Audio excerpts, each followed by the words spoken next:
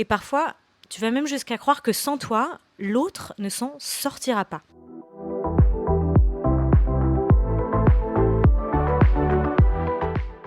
Bonjour à toutes et à tous et bienvenue sur le podcast Fly with Mel. J'utilise ce podcast pour parler de mes voyages, de développement personnel et de toutes les jolies histoires que je peux écouter à travers mes rencontres. Et parce que je suis persuadée que chaque personne que l'on rencontre a quelque chose à nous apprendre, je vous invite à garder votre cœur, vos yeux et votre esprit ouverts sur le monde. Je vous souhaite un très bel épisode et bon vol!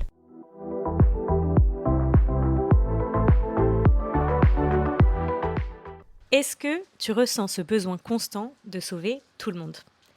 Est-ce que tu es la personne qu'on appelle toujours quand ça va pas et qui veut réparer, conseiller, sauver? Tu sais, quand tu as ton ami en galère, ton partenaire qui va pas bien, ta famille qui a toujours besoin de toi et que tu te sens presque obligé d'être là, de conseiller, d'épauler, de parler. Et parfois, tu vas même jusqu'à croire que sans toi, l'autre ne s'en sortira pas. Mais dis-moi maintenant que tu es sur ce podcast et cet épisode, pourquoi est-ce que tu crois que tu peux sauver l'autre? Qu'est-ce que ça dit de toi, ce besoin constant de vouloir sauver? Alors, bienvenue dans cet épisode. Aujourd'hui, on va parler du syndrome du sauveur, ce rôle qu'on prend sans s'en rendre compte et qui donne l'impression d'aimer, mais qui en réalité peut nous épuiser et même abîmer nos relations. Je pense que vous pouvez entendre derrière moi la pluie qui tombe. C'est une pluie diluvienne aujourd'hui à Sydney, mais ça va peut-être nous mettre un petit peu dans l'ambiance cocon et cocooning de prendre soin de soi. Ce moment, cet épisode, c'est pour que tu prennes soin de toi. C'est pour que tu te recentres sur toi, que tu trouves peut-être des réponses aux questions que tu as et que peut-être qu'on va mettre en lumière ensemble des choses que tu fais, des comportements que tu as, des pensées que tu peux avoir qui te bloquent dans ta vie, qui te bloquent pour créer la vie que tu voudrais avoir, qui te bloque à te sentir mieux dans ta tête et dans ta peau tous les jours. Alors, si tu t'es déjà senti concerné par le syndrome du sauveur, reste avec moi parce que tu vas comprendre pourquoi tu portes ce poids et surtout comment t'en libérer. Je vais donner aussi un petit exercice en fin d'épisode, comme j'aime le faire en chaque fin de coaching en général. On me donne une petite action pour que tu puisses repartir au moins avec un truc à faire et pas seulement avoir écouté Mel déblatérer tout son truc pendant l'épisode. Donc, je t'invite à rester jusqu'au bout. Alors, c'est quoi le syndrome du sauveur ? C'est quoi exactement ce fameux truc qu'on dit tout le temps? Ah, mais tu veux sauver tout le monde, t'as le syndrome du sauveur. Et ça peut s'appliquer à n'importe qui d'ailleurs. Le syndrome du sauveur, c'est ce besoin presque compulsif d'aider, de porter, de sauver les autres. Parfois même quand on ne t'a rien demandé. Tu sais, c'est ce truc, tu te dis dans ta tête, allez, je vais aller l'aider parce que quand même ça se fait pas. Quand même le pauvre ou la pauvre. Quand même, voilà. Sauf que la personne en face, elle t'a rien demandé. Et ça, c'est vraiment un rôle que souvent tu prends au détriment de toi, de ton énergie, de ton équilibre. Ça veut dire que même si tu es au plus bas, tu vas te dire non, allez, ça se fait pas, il faut que j'aille l'aider, par exemple. Voilà. Peut-être que tu te dis autre chose, mais c'est juste pour vous donner un exemple, pour vous visualiser un petit peu ce que ça pourrait donner en vie réelle. Mais c'est cette idée d'être, ouais, vous êtes parfois même sans énergie. Peut-être que même vous êtes triste, peut-être que c'est même vous qui avez besoin d'aide, mais vous allez vous entêter à vous dire non, mais la personne là-bas, mon ami, mon partenaire, mon ci, mon ça, elle a besoin d'aide et je sais que je peux aider, alors que vous êtes déjà à plat complètement dans vos batteries. Donc attention par contre, je ne parle pas d'aider par amour ou par empathie. Il y a une grosse différence qui se fait là. Aider, c'est être là pour l'autre parce que tu en as envie, parce que c'est juste, parce que c'est le bon moment, parce que tu fais ça de façon naturelle. Sauver l'autre, c'est autre chose. C'est sentir que sans toi, l'autre ne va pas s'en sortir. C'est croire que toi, tu es indispensable et que ta valeur dépend de ce que tu donnes à l'autre. Donc par exemple, comme ce que je te disais tout à l'heure, ou si par exemple on prend le thème de l'amour, tu restes avec quelqu'un qui souffre, qui n'avance pas, qui n'a pas tes valeurs, qui ne fait pas les choses comme tu aimerais, parce que toi, tu crois que tu peux l'aider à changer. Tu crois que ton amour à toi, il va être suffisant pour guérir cette personne-là. Donc tu peux te le dire parfois en tête. Je sais qu'il fait pas ça, mais c'est parce qu'il a besoin d'aide et je sais que je peux l'aider. Je sais que je peux l'aider à changer. Je sais que je peux être là et que je peux l'aider à s'en sortir. Je sais que blablabla. Ça, c'est des histoires qu'on se raconte. Désolée, je suis un peu crue parfois dans mes mots, mais et en plus, les exemples que je vous donne, la plupart du temps, c'est les exemples par lesquels moi-même je suis passée. Donc, ces voix-là que vous entendez, vous voyez qu'elles sont à fond parce que je sais que moi-même, je me les suis dites. Donc, il y a aucun jugement envers vous puisque je suis moi aussi passée par là. Mais ayant pris conscience de tout ça, ayant mis tout ça en lumière et ayant réussi à trouver les outils pour sortir de ce schéma, c'est pour ça qu'aujourd'hui, j'ai envie de vous en parler parce qu'en fait, je sais que ça bouffe l'esprit, ça bouffe l'énergie, ça bouffe le temps, tout ça. Et on n'a pas besoin de vivre comme ça. Je suis vraiment là pour vous dire, vous pouvez changer ça si vous en avez envie. Et si on prend un exemple en amitié, si tu es toujours celui ou celle, enfin en tout cas la personne qu'on appelle quand ça va pas, mais jamais quand ça va bien. Tu sais, est-ce que tu t'es déjà retrouvé dans cette situation où tu deviens vraiment comme le psy gratuit? Alors là, vraiment, l'oreille en fait. Toi, t'es l'oreille. Toi, t'es le pilier. On t'appelle toi quand ça va pas. Même quand toi, t'as plus d'énergie, on t'appelle quand même. Tu sais? Parce que souvent, en plus, tu dis pas aux gens que toi, t'as plus d'énergie. Non, non, tu veux faire la personne forte et puis tu veux être là pour la personne. Tu te dis, allez, moi, je peux aider. Moi, je peux être le psy. Je peux conseiller. Et si on prend l'exemple de la famille, peut-être que tu prends sur tes épaules les problèmes des autres, les problèmes de tes parents, de tes proches, comme si toi, tu devais porter la responsabilité du bonheur de tout le monde. Mais qui t'a demandé ça? Et surtout, le problème dans tout ça, c'est qu'à force de vouloir sauver le reste du monde, ben, tu t'oublies.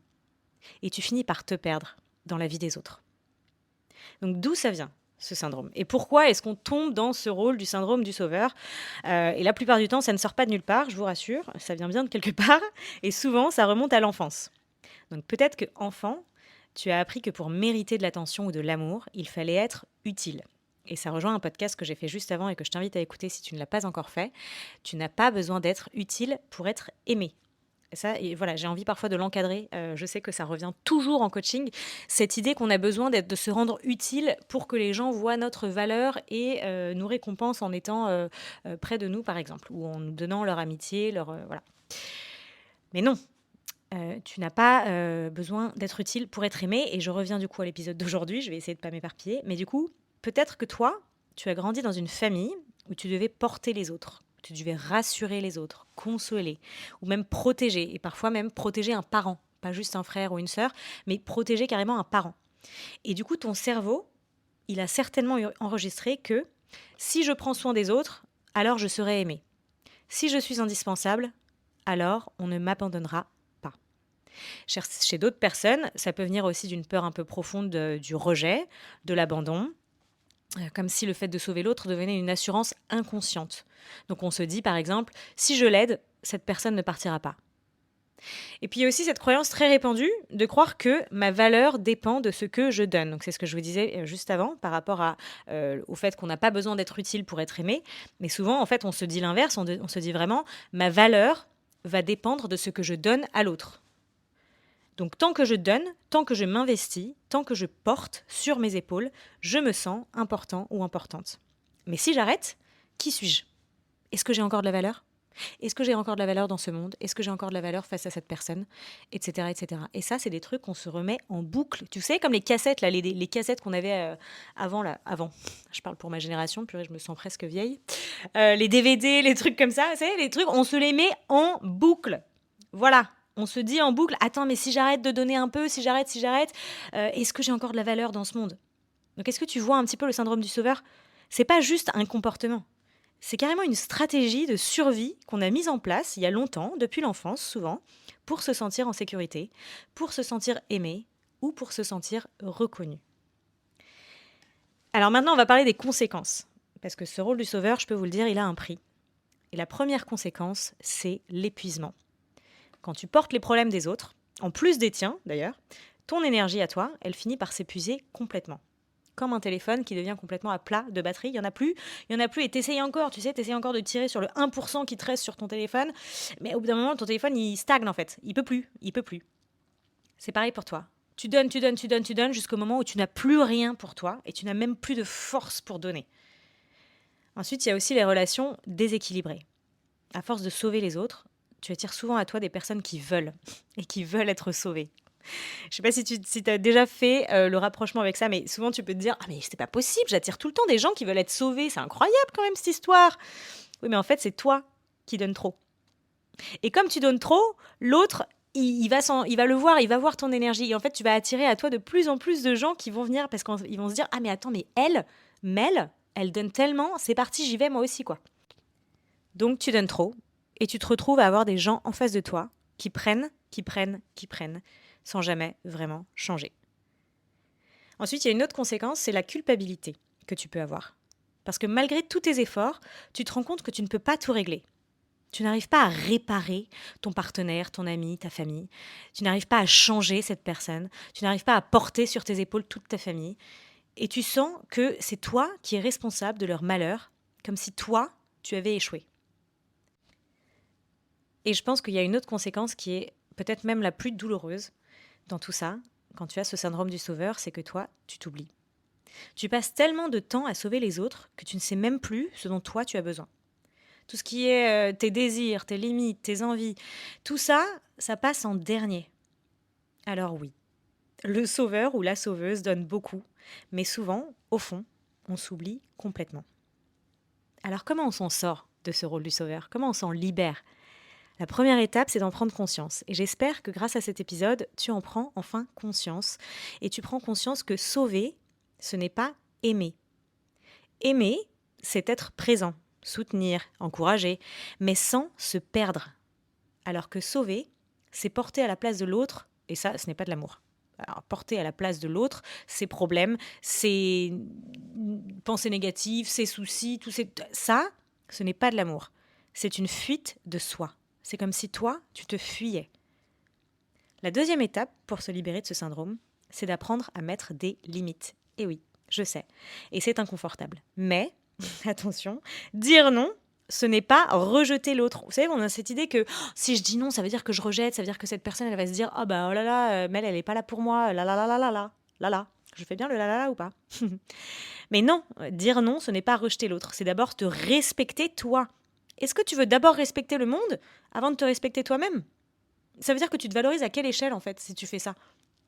Et crois-moi que quand toi, tu te respectes, tu enseignes aussi aux autres à te respecter. Parce que si, par exemple, tu imagines une personne que toi, tu respectes énormément, demande-toi pourquoi tu la respectes, cette personne. Est-ce que cette personne t'a déjà dit non? Est-ce que cette personne, c'est déjà, tu vois, elle t'a déjà dit, ah, je peux pas faire ci, je peux pas faire ça, non, désolé, je pourrais pas, etc., etc. Et en fait, tu t'es rendu compte que cette personne se respectait elle-même. Elle savait te dire non, elle savait faire les choses, et ça ne t'a pas donné envie, toi, de partir et de ne plus avoir cette personne dans ta vie. Au contraire, ça t'a peut-être donné envie de oh bah je devrais faire pareil, oh là là, mais j'admire cette personne m'inspire, elle m'inspire par sa force, etc., etc. Et si par contre cette personne t'a donné envie de fuir, c'est que peut-être que cette personne ne devait pas être dans ta vie, qu'il y avait autre chose, qu'il y avait un souci. Et de la même manière pour toi, si tu commences à dire non et que les gens s'en vont, bah déjà très bien, puisque du coup tu auras moins de gens à sauver et moins d'énergie drainée. Et ça fait une espèce de filtre en fait. Ça veut dire que ces personnes-là ne devaient pas être dans ta vie. Parce que si des personnes à qui tu dis non parce que tu ne peux pas te fuient, partent, te rejettent, est-ce que tu as vraiment envie d'être entouré de ce genre de personnes-là? La troisième étape pour te libérer du syndrome du sauveur, c'est de rediriger ton énergie vers toi. Donc au lieu de chercher à réparer l'autre et tout le reste du monde, demande-toi, et moi, de quoi j'ai besoin? Qu'est-ce qui me nourrit? Qu'est-ce qui me fait du bien? Parce que plus tu prends soin de toi et plus tu peux être présent ou présente pour les autres, naturellement et sans t'épuiser. Et enfin, je t'invite à te rappeler d'une vérité simple, mais essentielle, et qu'on oublie souvent, c'est que chacun a son chemin. Tu ne peux pas sauver quelqu'un qui ne veut pas se sauver lui-même. Je répète, tu ne peux pas sauver quelqu'un qui ne veut pas se sauver lui-même. Ton rôle, ce n'est pas de porter la vie de l'autre. Ton rôle, c'est de marcher à ses côtés, sans t'oublier. Je veux vraiment insister sur ce point parce que c'est une vraie vérité. Si quelqu'un en face de vous n'a jamais demandé de l'aide, n'allez pas essayer de l'aider. N'allez pas essayer de changer cette personne. N'allez pas, parce qu'en fait, vous allez vraiment vous y perdre complètement. Et vous allez être frustré parce que la personne ne change pas alors que vous lui donnez des conseils. Oui, mais elle vous a jamais demandé ces conseils. Et vous allez être complètement drainé à la fin de la journée, plus d'énergie parce que vous vous dites, mais j'ai essayé tant bien que mal de lui dire de faire différemment, mais j'ai essayé de lui dire de changer son comportement, mais j'ai essayé. Oui, mais encore une fois, cette personne ne vous a jamais demandé d'essayer pour elle. Point. final, à la ligne, on passe au prochain chapitre. Vraiment, j'insiste, parce que je sais combien de personnes se perdent et perdent toute leur énergie. Vous perdez votre temps, vous perdez tellement et vous vous perdez vous-même à vouloir donner tant bien que mal à des personnes qui ne nous vous ont jamais demandé de l'aide, premièrement, et qui n'ont jamais eu envie de se sauver elles-mêmes, deuxièmement. Il y a des personnes qui sont très confortables dans leur malheur et qui n'ont pas envie de changer cette identité à laquelle ils se rapportent.